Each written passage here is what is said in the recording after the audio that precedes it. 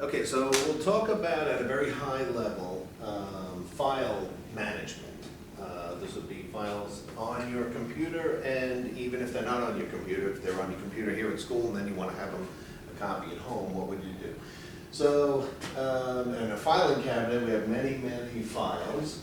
Sometimes the folders, we might want to have color coordination. If these files have something in common, you put them in a red folder, and then other files that have something in common go into orange folders. And what drawers in your filing cabinet could determine how you want things to be organized. So a place for everything, navigation, your Windows computers, right?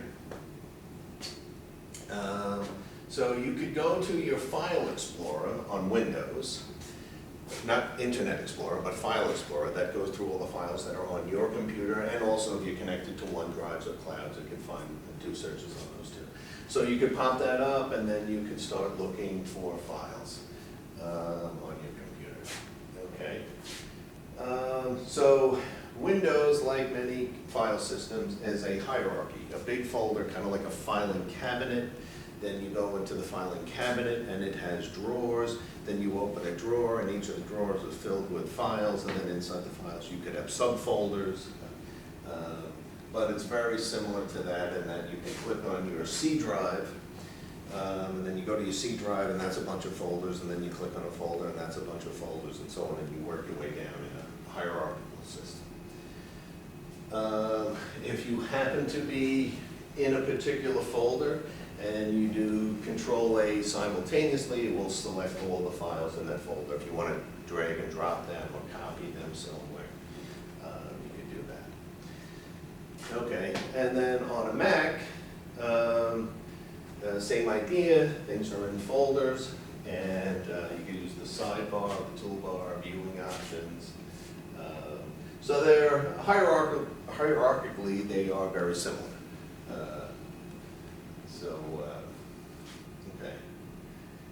Okay, so sometimes your computer, if you buy a Microsoft computer, they will give you folders, one folder called Documents, one folder called Music, sometimes it's called My Music. They have a folder called Photos, a folder called Video. So they already started the organization of your files for you. You can decide you don't like it, and you can create a folder called My Stuff and then put everything in there if you want. But, and the other thing that's very popular is a folder called Downloads. When you are on a computer connected to the internet, you can copy files from another computer onto your computer. Well, if you don't keep track of where they're being copied to, you can lose them. So a lot of times what they'll do is they'll have a folder called Downloads. And then anytime you download something, it always will by default go to your Downloads folder, which we'll be doing a lot in this course. So get used to that. When you download files off of the course server, they're all going to be downloaded. If you're here on campus, they're going to be downloaded into your Downloads folder. Then you can go into your Downloads folder and you can access them there. Okay, all right.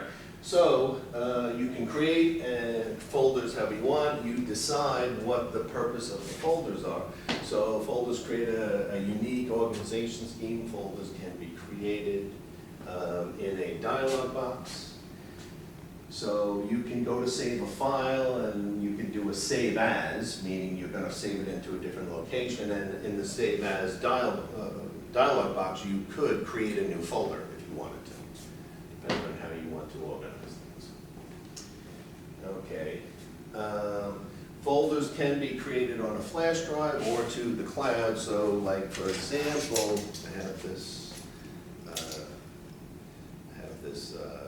thumb drive that has flash memory on it, and you can save files onto your thumb drive.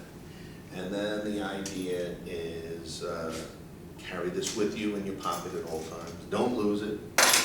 Don't drop it into a puddle. Don't damage it. And you'll have a copy of your files. You can also update it to cloud storage, which is effectively a disk drive on another computer, not the computer here in this room. So if you wanted to save your file, so you do some work here today in class and you want to save it. You don't want it to be just saved on the computer here. If you can copy it to the cloud, which is a nice way of saying storage on some other machine, that you could then go home and access from home. It's like a cloud, it's following you everywhere. Okay. All right. So file names and extensions, depending on the operating system, like Windows or Apple, depending on which ones you're using, they use different schemas. But the idea is generally the file name is something that you typically make up. It's a name that you would use to say, oh, I know what's in there. You know, chapter 3 homework. Oh, yeah, I know that one. In Windows, the extension of the file, after you give it a file name, it's going to have a period and then some letters after it. The purpose of the letters after that, that's called the extension of the file. It defines the file type. So, for example, a docx file is a document file. It's actually a Word file. So Word, for many years, you guys may have never heard of this, used to be doc. And then I think around, I think it was Windows, maybe around 2012 or so, Microsoft upgraded all of its products and put an X on the end of everything. So now it's docx. That means it's a Word file. So now, if there's a Word file on my computer and I'm running a Windows machine, if I double click on it, the file is going to look at the extension and see docx. Oh, it must be a Word file. It's going to open up the software for Word first, and then it's going to take the contents of your file and fill in Word with the contents of your file. So rather than, the point of the extension is, so first of all, you can see with your eyes what type of file it is, but also when you double click on it, then the operating system knows which program to run to view your file. Right, so that's basically what this is saying here. The file extension is docx. Okay, all right. So different types of extensions. docx are Word files. RTFs are rich text format, which is like WordPad or Notepad if you want to write notes to yourself.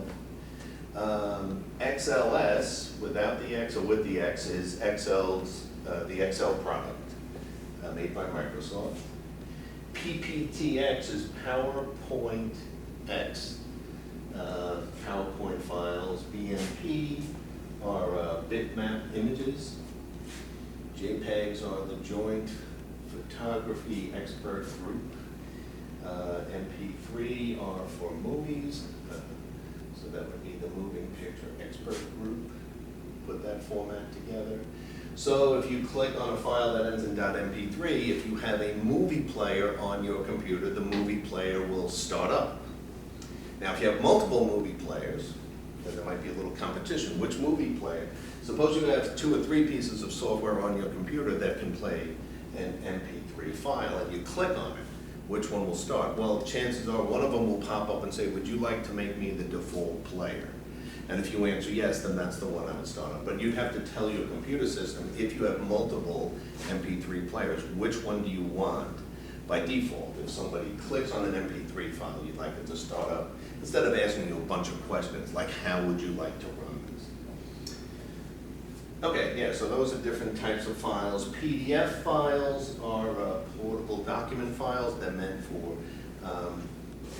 shipping data across the internet very quickly. You can take Word documents and save them as PDFs. Okay, so Windows files properties. Okay, so you want to organize. You can organize your files. You can sort your files. You can find files much more easily. You can sort them based on the size and the date of the files. So there are attributes about files besides the name of the file. There's when it was last modified, the type of the file. Is it a Word file? Is it an Excel file? How big is it? So if you wanted to, if you know you've worked on something very recently and you forgot the name of the file, you could sort these. You can click on the header of any one of these columns and it'll sort them by that attribute. So then you could look at the most recent files, alphabetical order of the file names, and so on. So you could right-click, you could view the properties and right-click on the file and click the properties. They'll tell you everything about the file. Okay. Same concepts are available on OS X.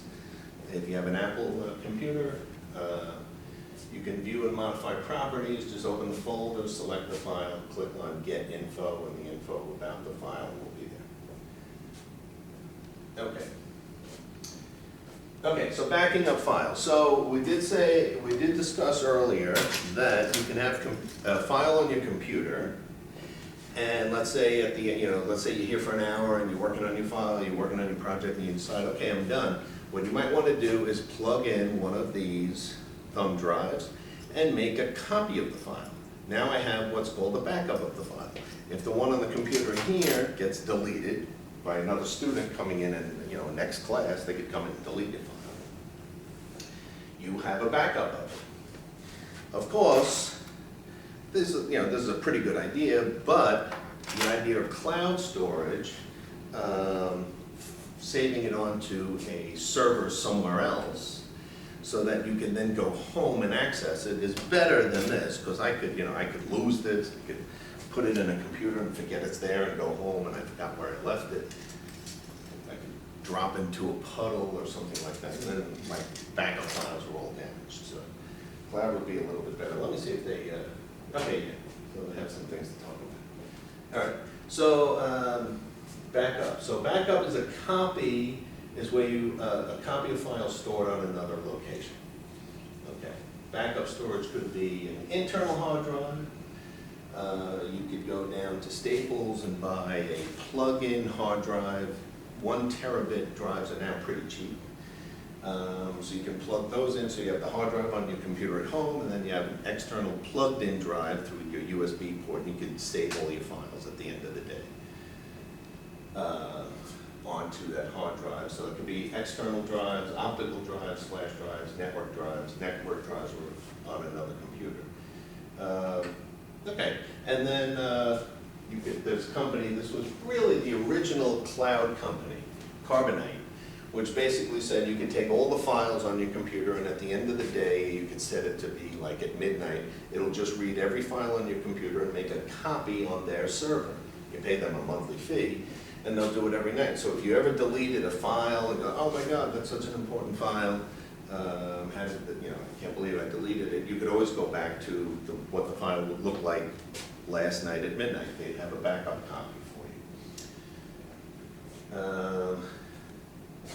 So, yeah, okay, so this slide might be a little bit outdated now. They offer free personal storage 1 to 2 gig, and then if you want more than that, you have to pay for it. So they want you to use it, trust them, you say, oh, I see the value of this, and then you start paying for more disk space. Okay, but now there's many, many cloud companies too. Oh, so one example of a cloud company is Microsoft's OneDrive. So the idea is that, this is a disk drive, and like I say, this thumb drive, it's a disk drive, but it's stored on a Microsoft server. So you can write all your files there and then download them, go to some other computer and download them. And Microsoft gives you, the Microsoft product is called OneDrive, the Google equivalent is called GoogleDrive. And you open up an account, they give you a certain amount of storage. If you want more, you pay more, but they start you off for free. And you might think that that they're providing this free service for you, but the truth of the matter is if you read the terms of your agreement when you sign up for Microsoft OneDrive or Google's Drive, they're allowed to have their software reading through your files. Not a human being reading through your files, but they could have software reading through your files to see what topics are important to you, what topics are not important to you. And they can maybe build a profile about you. Maybe you're into sports, but you're not so much into music. And then all of a sudden you might start seeing ads for sportswear, not music, because they have a profile about you because they're reading through your files to see to try to build a profile about you. So So they're giving you this free space, but they're actually making money off of that because they could sell that information to advertisers to say, hey, this person is really into music and doesn't like sports, and this person's really into sports and doesn't like music, and they could do targeted advertising for you. So. But anyway, if you don't mind that happening, you get free cloud space. So there's really no excuse in this class for anybody to come into the class here, spend an hour working on your homework assignment, go home, come back the next day and say, oh, professor, my file's deleted. Because then I'm going to say, well, where's the one in the cloud, right? You backed it up, right? So here at the college, just about every college now in America either has Google or Microsoft, gives every student a free, OneDrive or Google Drive as part of being a student. So they want every student to have this. It's free, so you should use it. Don't worry so much about saving your homework assignments on there, and Google starts reading them. They're just homework assignments, so nothing to worry about there. So when you log into the school mailbox, it'll say, of all the things, like here, so we happen to be using Microsoft here at the school, but there's also other colleges that work out where they use Google. When you log into your mailbox, one of the options you can pick is, your mailbox. Another one is OneDrive. So click on that. And what it basically is like putting one of these thumb drives into your computer. You can drag files over to it.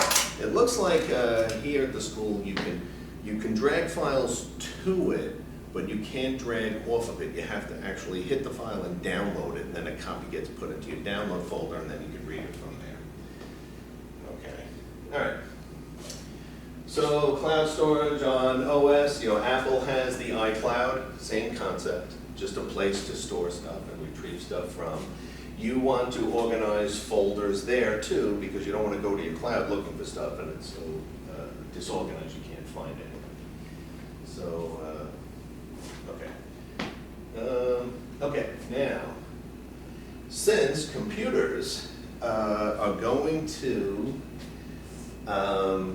send files, since you're going to be sitting here in class, you're working on a file, and then you drag it over to a cloud, you drag it across the internet to some other disk drive, and then when you go home, you're going to drag that file back to your computer, your computer at home.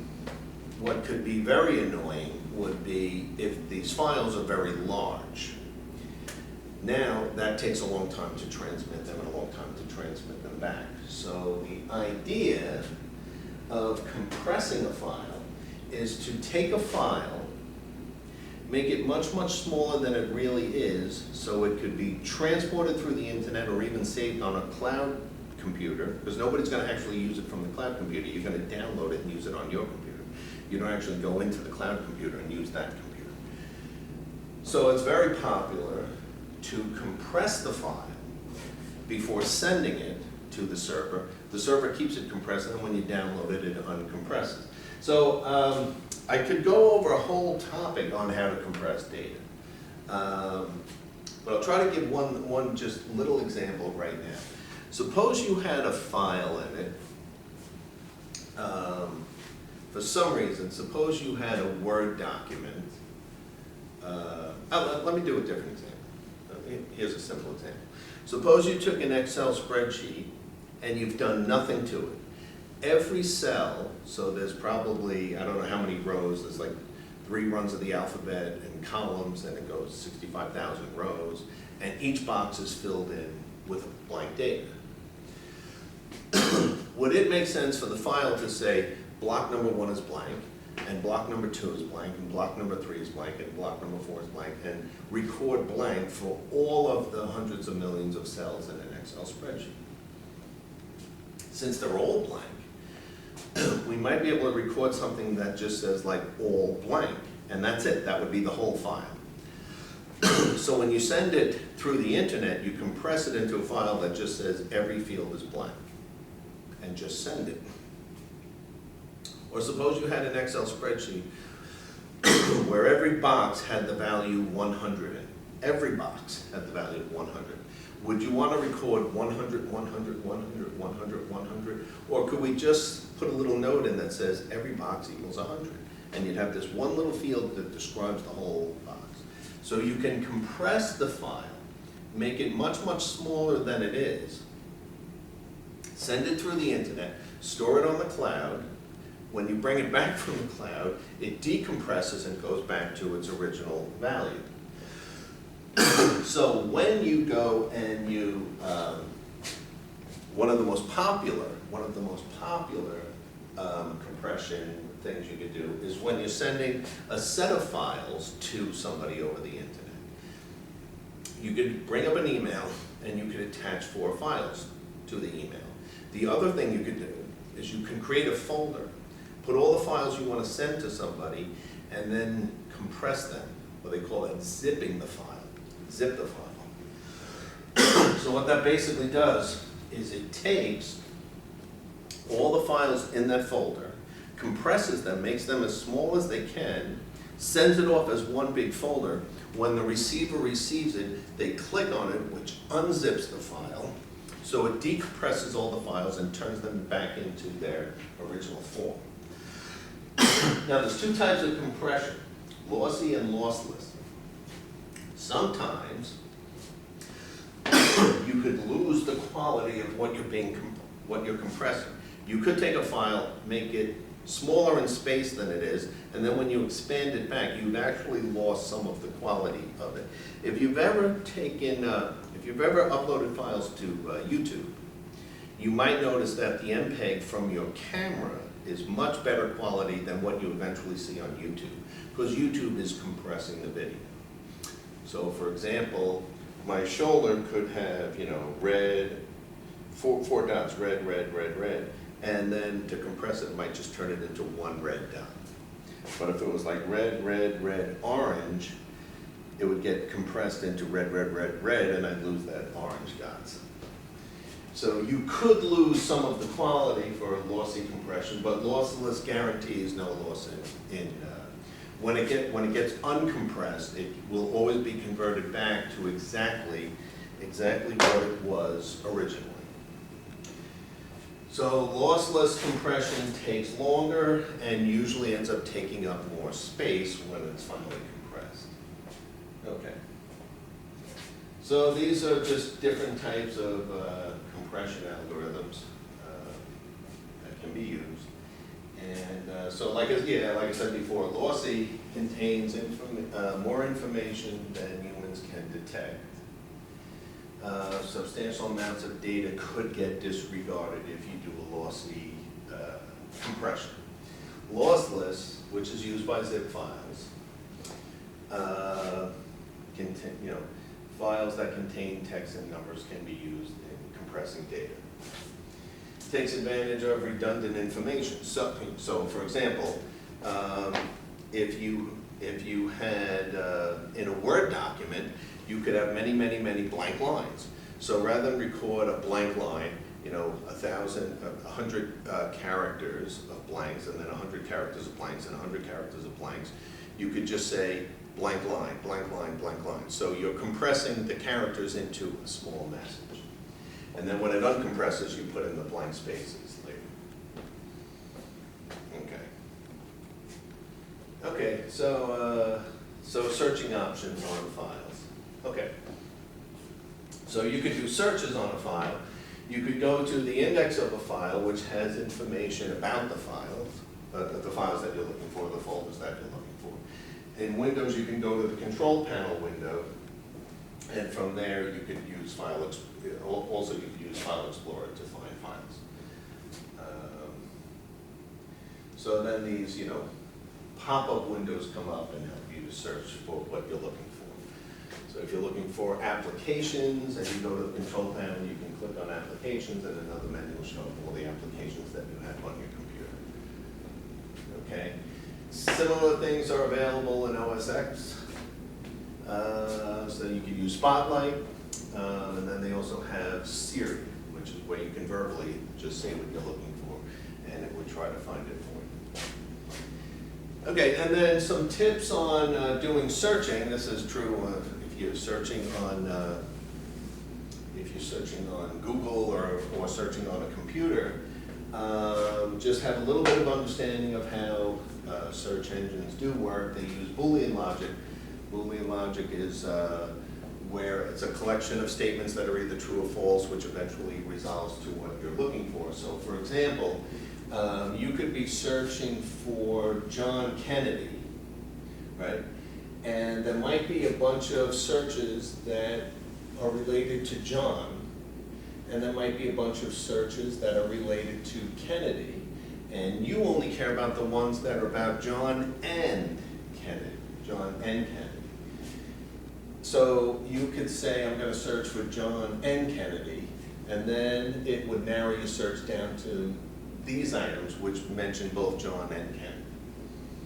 If you care about things that say mention John or Kennedy, then you can do a search on John or Kennedy. If you say, I want things about John, but I don't want anything that involves John Kennedy, I can say John not Kennedy and do a search on that. Okay. All right, so just some Boolean logic you might want to keep in mind when you're doing searches. Okay. Okay, so default programs. Okay, so there are programs on your computer like Excel, where if you bought Office, you have all the Office products on your computer. MP3 players, video players, audio players. You've downloaded many, many products onto your computer. Now, what happens if you go to click on a file, or you're on a website and you've downloaded a file from that website, and it has a certain extension to it, like .mov. If it starts playing, which one will start playing? So if you have multiple software on your computer that can handle a certain file extension, one of them, your operating system has to know that one of them is the default one, so it'll start playing as soon as that one comes in. And if you don't like that one being the default, you have to go to the one you have to bring up the application that you want to be the default and set that one as the default.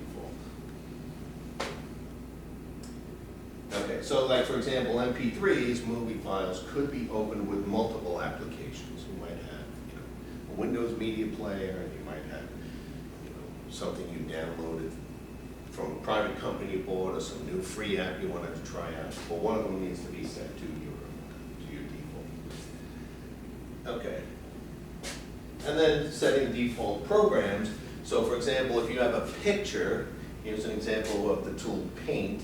So if you double click on a picture and you want to see it, and you would like Paint to become, Paint is a tool that's made by Microsoft that loads pictures into it, you can edit pictures. So if you have a picture, if you have a JPEG, a picture on your computer, and you double click on it, and you have many things that can display a picture, if you want Paint to become the default, you just bring up the window and you can say set your default programs, and then you click on Paint, and that'll set the default for that type of file. Okay. All right. So, like I say, this is a high-level overview of just file management. So it's files on your computer, and then also backing up your files to external drives, ones that you can carry around in your pocket, ones that are on the cloud. There's different types of clouds. Many clouds are now free for you to use, so those would be great ways to save files.